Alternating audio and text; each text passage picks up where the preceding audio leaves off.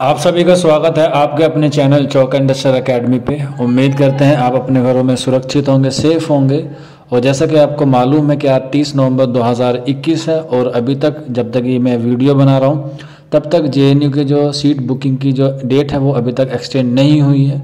तो जिन बच्चों ने अपने डॉक्यूमेंट सबमिट कर दिए हैं उन्हें घबराने की ज़रूरत नहीं है। अब वो जो है वेरिफिकेशन के लिए जा चुके हैं। अब 30 तारीख के बाद आपका जो प्री इनरोलमेंट फॉर्म है वो खुल के आ जाएगा। तो आज मैं आपको एक डेमो के तौर पे बताऊंगा कि आपका प्री इनरोलमेंट नंबर या प्री इनरोलमेंट फॉर्म किस तरह से आएगा और उसके बाद आपको क्या क्या प्रोसेस करना है। हालांकि काफ़ी सारे बच्चे की क्वेरी थी कि सर हमारा जो डॉक्यूमेंट है ये अवेलेबल नहीं है या ये चीज़ें नहीं हमारे पास हैं। तो घबराने की ज़रूरत नहीं है। जो चीज़ नहीं है आप उसकी जगह पर वही वाला ऑप्शन लगा दें। मार्कशीट नहीं है तो मार्कशीट अंडरटेकिंग लगा दे, माइग्रेशन नहीं है तो माइग्रेशन लगा दे, एक्सटेंशन नहीं है तो एक्सटेंशन भी लगा दे। अब सबसे ज़्यादा दिक्कत जो आ रही है बच्चों को वो आ रही है हॉस्टल के लिए, कि आपके हॉस्टल के लिए जो डॉक्यूमेंट है वो आपके पास अवेलेबल नहीं है। खासकर जो नीचे electricity bill, water bill, paying guest वाले जो ऑप्शन है वो मांगे गए हैं आपसे। तो आप उसमें भी अगर नहीं है तो आप एक्सटेंशन डाल दें, उसका आपको एक्सटेंशन मिल जाएगा। अगर किसी से बाय मिस्टेक कोई गलत डॉक्यूमेंट गलत जगह पे अपलोड हो गया तो घबराने की बिल्कुल भी ज़रूरत नहीं है। जेएनयू वाले जो हैं वो वेरिफिकेशन करके आपको दोबारा से नोटिस भेजेंगे, आपकी मेल पर आएगा या फिर आपको सर्कुलर देंगे कि भाई जिन बच्चों ने डॉक्यूमेंट जो गलत अपलोड कर दिए हैं वो उसमें दोबारा से सही जगह पे सही डॉक्यूमेंट अपलोड कर दें। तो घबराने की बिल्कुल भी ज़रूरत नहीं है। मान लीजिए कि आपका 10वीं की जगह 12वीं का डॉक्यूमेंट जो वो सबमिट हो गया और 12वीं की जगह जो हुआ 10वीं का हो गया, तो घबराने की ज़रूरत नहीं है। कुछ भी अगर मिस्टेक होगी तो आपको उसका लिंक जो है वो अवेलेबल हो जाएगा। आप बेफिक्र रहिए, अब वेट कीजिए जेएनयू की तरफ से जो आपका अप्रूवल आएगा, यानी कि प्री इनरोलमेंट। अभी आपका जो रेड कलर से लिखा हुआ आ रहा होगा वो आ रहा होगा विल बी शॉर्टली, यानी कि प्री इनरोलमेंट आपको जल्द ही अवेलेबल हो जाएगा। तो अभी जो वेरिफिकेशन करेंगे उसके बाद आपका जो प्री इनरोलमेंट है वो खुल के आ जाएगा। तो प्री इनरोलमेंट इस तरह से आएगा जैसे आप अपनी स्क्रीन पर देख रहे हैं। पहले पे वो नक्शा रहेगा, फिर ड्यूरेशन रहेगी कि आप कैसे जेएनयू पहुंच सकते हैं, वो नॉर्मली आपको पता होगा। नहीं पता होगा तो आप हमारे जाकर व्लॉग देख सकते हैं, आपको सारी इन्फॉर्मेशन वहाँ से मिल जाएगी। जो सबसे मेन पार्ट है वो ये है कि आपका हॉस्टल के लिए जो डॉक्यूमेंट है और आपके जो हॉस्टल है वो किस तरह से मिलेगा।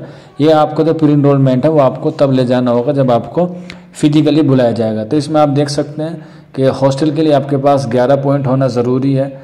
तो जिन बच्चों का 11 पॉइंट रहेगा ना उनको पहले मिल जाएगा, उसके बाद वालों को दूसरी लिस्ट में चेक किया जाएगा, यानी कि जिसके ज़्यादा मार्क्स होंगे उनको सबसे पहले मिलेगा। उसके लिए 3 चीज़ों का होना ज़रूरी है जिनको पहले मिलता। पहला तो आपके पास अच्छी रैंक होनी चाहिए जो एंट्रेंस में आती है। दूसरा ये कि आपका जो डेस्टिनेशन है यानी कि आपकी जो जेएनयू से दूरी है वो जितनी ज़्यादा होगी वो उतनी आपको जल्दी मिल जाएगा। तीसरी जो है कि आप अगर रिजर्वेशन कैटेगरी से बिलोंग करते हैं तो आपको उसमें रिजर्वेशन मिलेगा हॉस्टल में। तो ये 3 चीज़ें होंगी। जिन बच्चों का 11 पॉइंट हो जाएगा उनको तुरंत मिल जाएगा।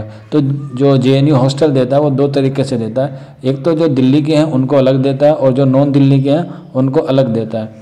तो सबसे पहले जो आउटसाइड दिल्ली के हैं उनको मिलता है, जो दिल्ली के आसपास के लोग हैं उनको बाद में मिलता है। तो ये पॉइंट है, आप अपना आराम से समझ सकते हैं, देख सकते हैं। अगर किसी बच्चे को पीडीएफ चाहिए तो हमारे टेलीग्राम ग्रुप में अवेलेबल है, आप वहाँ से भी जाकर डाउनलोड कर सकते हैं। हाँ, और जिनका गैप है उनके 2 पॉइंट कटते ही कटते हैं कि अगर मान लीजिए किसी बच्चे ने 19 में बीए कंप्लीट किया है और उसने 20 में जो है वो नहीं कुछ किया है, सिर्फ उसने कुछ और कोचिंग वगैरह की है, तो उसके 2 पॉइंट कट जाएंगे। सिर्फ ये जो चीज़ पॉइंट कटेंगे ये आपके हॉस्टल के लिए कटेंगे, ना कि आपके एडमिशन पे इससे कोई फ़र्क पड़ने वाला है। तो आप देख सकते हैं आपको जो प्री इनरोलमेंट फॉर्म आएगा वो कुछ इस तरह से खुल के आएगा। तो ये डेमो के तौर पे आपको दिखाया जा रहा है और ये लास्ट ईयर का है, तो आपको चीज़ है वो समझने में आ जाएगी। तो जो आपने एजुकेशन क्वालिफिकेशन अपनी पर्सनल डिटेल फिल की थी तो वो आपको इस तरह से मिल जाएगी, यानी कि फिर इसके आपको 3-4 सेट बना के रखने। और बहुत बड़ी पीडीएफ होती है, लगभग 7-8 पेज होते हैं इसमें, जिसमें आपकी 3 सेट होते हैं। एक आपको हॉस्टल में देना होता है, एक आपको अपने स्कूल में देना होता है जो आपका स्कूल होगा, और इसके अलावा जो तीसरा होता है वो जेएनयू के एडमिन पे रहता है। तो आप इसे प्रिंट करवा के निकलवा लेंगे जब आपका प्री इनरोलमेंट अवेलेबल हो जाएगा। बाकी अगर किसी को भी किसी भी तरह की कोई दिक्कत आ रही है जेएनयू के एडमिशन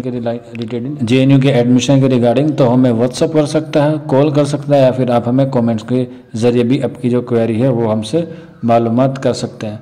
तो आज की वीडियो में इतना ही था। बाकी अगर आपको कभी भी किसी भी तरह की ज़रूरत है तो आप बिलाशुबा हमारे कमेंट बॉक्स में हमसे रब्ता या कॉन्टैक्ट कर सकते हैं। घबराने की ज़रूरत नहीं है। किसी ने अगर डॉक्यूमेंट जो है वो गलत अपलोड कर दिए हैं तो उसका जो नोटिफिकेशन है वो आपको जल्द देखने को मिल जाएगा। हालांकि चांसेस हैं कि आप लोगों की जो डेट है वो एक्सटेंड होगी, क्योंकि काफ़ी बच्चों की क्वेरी आ रही थी कि सर फीस सबमिट हो गई है लेकिन वो अपडेट नहीं हो पा रही है। तो इसी वजह से और बाकी बच्चों के सैटरडे संडे होने की वजह से जो है वो सरकारी काम जो बनते, इसलिए बच्चों के जो एफिडेविट वगैरह हैं वो भी नहीं बन पाए और कॉलेज वगैरह भी जो है वो काफ़ी बंद हैं। तो इसीलिए पूरी उम्मीद है कि आपकी जो डेट है वो एक्सटेंड हो जाएगी। बाकी जिस भी तरह का नोटिस आएगा तो आपको जल्द से जल्द इन्फॉर्म कर दिया जाएगा। बाकी आप लोग अगर जल्दी रिस्पॉन्स चाहते हैं कि आपकी जो क्वेरी है वो जल्द से जल्द सोल्व कर दी जाए तो आप मुझे डायरेक्ट DM भी कर सकते हैं हमारे इंस्टाग्राम पे, उसका रिप्लाई आपको तुरंत मिल जाएगा। तो मिलते हैं आप लोगों से जल्दी नेक्स्ट वीडियो में, तब तक अपना ख्याल रखिए। शुक्रिया फॉर वॉचिंग दिस वीडियो।